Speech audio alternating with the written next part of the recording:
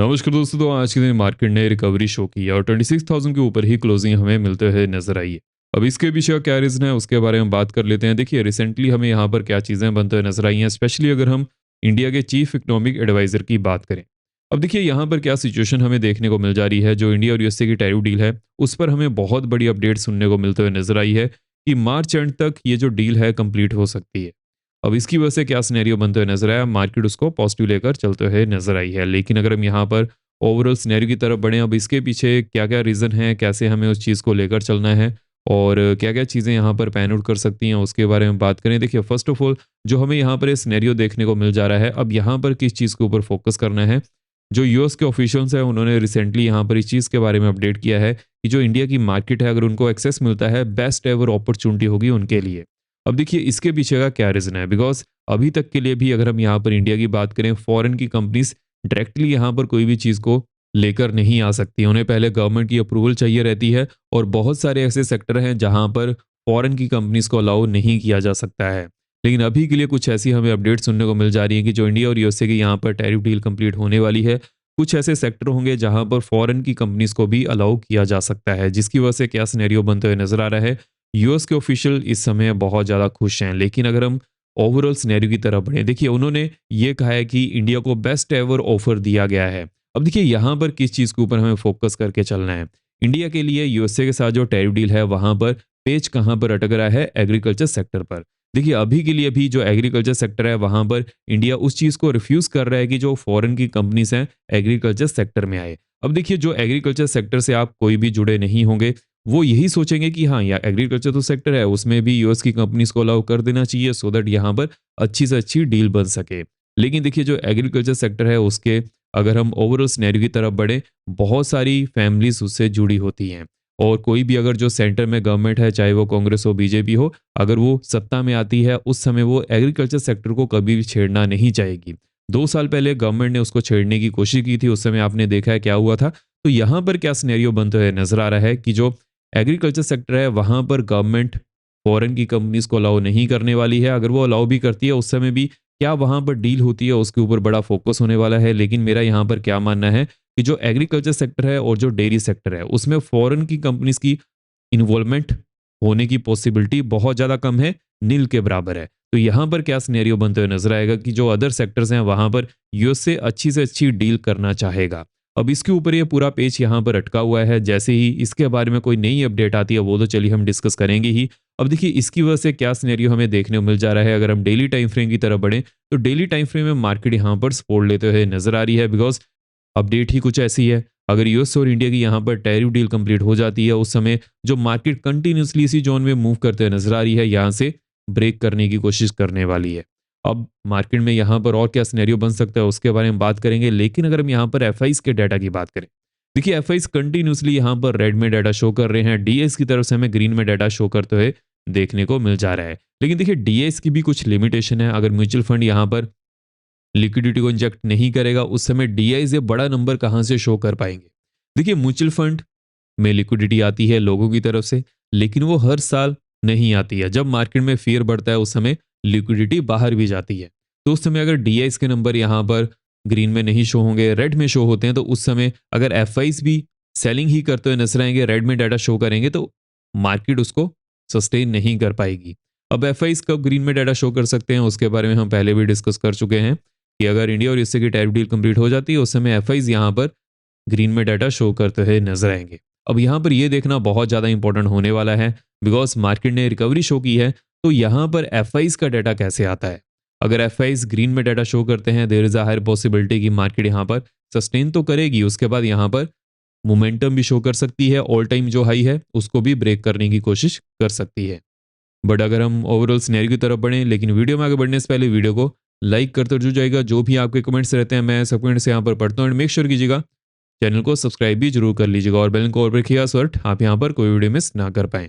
Because देखिए जो हमारा एनालिसिस होता है वो अनबेस्ट होता है। यहाँ पर क्या चीज़ें बनकर आती हैं, कैसे मार्केट यहाँ पर पैन आउट करते हुए नजर आ रही है, कौन सी अपडेट सुनने को मिल जा रही है, सभी चीज़ों के ऊपर हम डिटेल्ड एनालिसिस करते हैं। तो मेक श्योर कीजिएगा वीडियो को लाइक करने के साथ साथ चैनल को सब्सक्राइब भी जरूर कर लीजिएगा।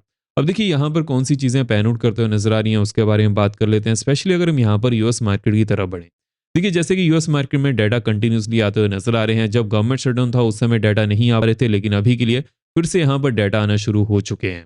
अब यहाँ पर क्या सिचुएशन बनते हुए नजर आ रही है, स्पेशली अगर हम पॉवल की मीटिंग की बात करें। देखिए पॉवल यहाँ पर मार्केट में डबिश थे, जिसकी वजह से मार्केट को सस्टेन होने में कामयाबी मिलते हुए नजर आई। और जैसे कि रेट कट भी हुआ है, उसकी वजह से क्या सिनेरियो हमें देखने को मिल जा रहा था कि मार्केट उसको पॉजिटिव लेकर चलते हुए नजर आ रही है। लेकिन अगर हम इस समय मार्केट की सिचुएशन की बात करें, देखिए गोल्ड और सिल्वर यहाँ पर अगेन बढ़ना शुरू कर चुके हैं, जिसकी वजह से क्या सिनेरियो बनते हुए नजर आएगा। अगर ऐसे ही गोल्ड और सिल्वर बढ़ते हैं तो उस समय रेट कट की पॉसिबिलिटी कम हो जाएगी आने वाले दिनों में। तो इस चीज के ऊपर फोकस करना है, देखते हैं यहाँ पर क्या चीजें बनती है। देखिए इसके पीछे का क्या रीजन होता है। जब भी गोल्ड और सिल्वर के प्राइसेस बढ़ेंगे और उस समय अगर रेट कट भी होता है, मार्केट में लिक्विडिटी ज़्यादा आती है, तो प्रोडक्ट के प्राइसेस अगेन बढ़ना शुरू कर देते हैं, जिसकी वजह से जब भी कमोडिटी के प्राइसेस बढ़ते हैं उस समय रेट कट की पॉसिबिलिटी कम हो जाती है, रेट हाइक करने की पॉसिबिलिटी ज़्यादा बढ़ जाती है। बिकॉज अगर रेट हाइक होंगे उस समय मार्केट से लिक्विडिटी फिर से सेंट्रल बैंक की तरफ जाएगी और उस समय क्या सिनेरियो बनता है, जो कमोडिटी के प्राइसेस रहते हैं वो थोड़ा गिरना शुरू कर देते हैं। अब यहाँ पर देखना होगा कि नेक्स्ट फेड मीट में क्या डिसीजन लिया जाता है, लेकिन there is a higher possibility, rate cut की पॉसिबिलिटी तो बिल्कुल भी नहीं है, बहुत ज़्यादा कम है। अब देखिए इसकी वजह से क्या सिनेरियो बनते हुए नजर आ रहा है, स्पेशली अगर हम क्रिप्टो की बात करें। क्रिप्टो भी यहाँ पर सस्टेन होने में कामयाब हो पा रहा है, बिकॉज न्यूज़ ही कुछ ऐसी है। अब देखिए मार्केट में जो हमें यहाँ पर सिनेरियो देखने को मिल जा रहा है, अब यहाँ पर की चीज़ें बन सकती हैं उसके बारे में बात कर लेते हैं। अगर 92,800 के ऊपर 15 मिनट कैंडल क्लोज करती है, नेक्स्ट जून यहाँ पर 93,300 की बनने वाली है, उसके बाद नेक्स्ट जून ऑलमोस्ट 94,000 की बनते हुए नजर आ रही है। लोअर एंड की बात कर लेते हैं। देखिए अब लोअर एंड में अगर 15 मिनट कैंडल 92,000 के नीचे क्लोजिंग देती है, डाउन साइड में नेक्स्ट जून यहाँ पर 91,650 की बनने वाली है, उसके बाद नेक्स्ट जून ऑलमोस्ट 90,880 की बनते हुए नजर आ रही है। और देखिए अगर क्रिप्टो में इंटरेस्टेड हैं तो डिस्क्रिप्शन बॉक्स में कॉइनडिसीज का लिंक दिया हुआ है, अकाउंट ओपन करिएगा, मुझे उसके बारे में मैसेज कर दीजिएगा, जो भी क्रिप्टो चैनल में इंटरेस्टेड है। अब देखिए यहाँ पर क्या चीज़ें पैन आउट होते हुए नजर आ रही हैं उसके बारे में बात कर लेते हैं। देखिए यहाँ पर जो इंपॉर्टेंट चीज़ें हैं उसके बारे में हम डिस्कशन करेंगे, जैसे कि अगर हम 1 आवर टाइम फ्रेम की बात करें तो हमें 1 आवर टाइम फ्रेम में क्या चीज़ देखने को मिल जा रही है। मार्केट काइंड ऑफ यहाँ पर एक जोन में मूव करते हुए नजर आ रही थी और अभी के लिए मार्केट ने उस जोन को यहाँ पर तोड़ने की कोशिश की है। लेकिन एक चीज़ के ऊपर फोकस करना है, 26,200। जब तक इसके ऊपर डेली चार्ट्स के ऊपर क्लोजिंग नहीं मिलती है उस समय तक के लिए मार्केट यहाँ पर थोड़ा बहुत रेंज बाउंड हो सकती है, लेकिन दैट डजंट मीन कि यहाँ पर अभी के लिए सिचुएशन इतनी वीक है। देखिए बियर्स अभी के लिए बैक फुट पर आते हुए नजर आ रहे हैं, बिकॉज जो न्यूज़ हमें सुनने को मिल जा रही है उसकी वजह से मार्केट यहाँ पर मूव करने की कोशिश करने वाली है। लेकिन क्या मार्केट स्ट्रेट अवे यहाँ पर मूव करेगी, देखिए उसकी पॉसिबिलिटी थोड़ा सा कम है। वो उसके पीछे का क्या रीजन है, बिकॉज अगर हम यहाँ पर विक्स की बात करें तो विक्स ऑल टाइम लो के आसपास है। अब देखिए जब भी विक्स इस जोन के आसपास आता है वहां से फिर से रिवर्सल लेने की कोशिश करता है। अगर विक्स यहाँ पर रिवर्सल देगा तो उस समय क्या बनेगा, मार्केट में सेलिंग प्रेशर बढ़ता है। अब यहाँ पर किस चीज़ के ऊपर फोकस करना है कि विक्स जब भी इस जोन के आसपास आता है, ऐसा नहीं है कि हमें स्ट्रेट अवे एकदम से मूव देखने को मिलती है। कुछ ना कुछ ऐसी अपडेट सुनने को मिलते हुए नजर आए, कुछ ना कुछ ऐसी न्यूज़ बने, उसी के बाद ही यहाँ पर मूव हमें वैसी बनते हुए नजर आती है। अदरवाइज विक्स बहुत ज़्यादा दिन यहाँ पर भी रहने की कोशिश करता है।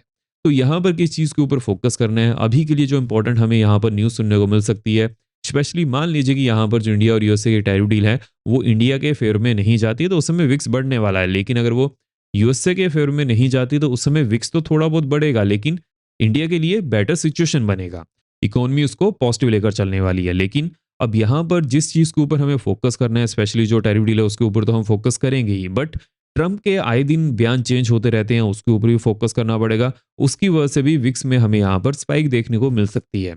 तो इसके लिए हमें पहले से तैयार होकर चलना पड़ेगा, देखना पड़ेगा कि कौन कौन सी अपडेट सुनने को मिल जा रही हैं। जैसे ही कुछ नई अपडेट आती है वो तो चलिए मैं यहाँ पर डिस्कस करूंगा ही। मेक श्योर कीजिएगा चैनल को सब्सक्राइब कर लीजिएगा सो दैट कोई भी अपडेट को मिस ना कर पाए। और देखिए अगर हम 4 आवर टाइम फ्रेम की बात करें तो हमें 4 आवर टाइम फ्रेम में क्या चीज़ देखने को मिल जा रही है। मार्केट स्ट्रॉन्ग से डाउन साइड आ रही थी, लेकिन एकदम से हमें रिवर्सल देखने को मिल चुका है। अब ये जो हमें रिवर्सल यहाँ पर बनते हुए नजर आ रहा है, बड़ी जो ग्रीन कैंडल बनी है, अब मार्केट के लिए यहाँ पर जो रेजिस्टेंस जोन होने वाली है वो तो 26,200 की रहेगी। अगर इसके ऊपर डेली चार्ट्स के ऊपर क्लोजिंग देखने को मिल जाती है तो उसके बाद मार्केट में मोमेंटम बनेगा। लेकिन अगर हम बैंक्स की बात करें, देखिए बैंक्स हालांकि ज़्यादा गिरे नहीं थे, लेकिन यहाँ पर ज़्यादा बढ़ने में भी कामयाब नहीं हो पा रहे हैं। बट जहाँ तक मेरा मानना है बैंक्स जिस जोन के आसपास है, अगर बैंक्स अगेन 59,500 के ऊपर डेली चार्ट्स के ऊपर क्लोजिंग देते हैं उसके बाद अगेन ये 60,000 की जोन को टेस्ट करने की पॉसिबिलिटी ज़्यादा दिखा सकते हैं। हालांकि जब 60,000 के आसपास आएंगे वहां पर फिर से देखना पड़ेगा, बिकॉज अभी के लिए जो ऑल टाइम हाई है, जब भी बैंक्स उस जोन के आसपास आएंगे तो वॉल्यूम ज़्यादा एक्सचेंज हो सकता है, तो उसके ऊपर ही फोकस करना पड़ेगा।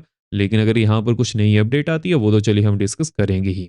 तो जो हमारे पास यहाँ पर अभी के लिए इंपॉर्टेंट अपडेट सुनने को मिल जा रही हैं उसके ऊपर हमने इस वीडियो में डिस्कशन कर ली है। नेक्स्ट वीडियो में हम यहाँ पर जो वीकली बेसिस पर इंपॉर्टेंट जोन्स रहेंगी सभी इंडाइसिस की उसके बारे में बात करने वाले हैं। आई होप आपको वीडियो फिर मिलेगी हो। मेक श्योर कीजिएगा वीडियो को लाइक करते जाएगा। अब हम मिलते हैं नेक्स्ट वीडियो में। जय हिंद।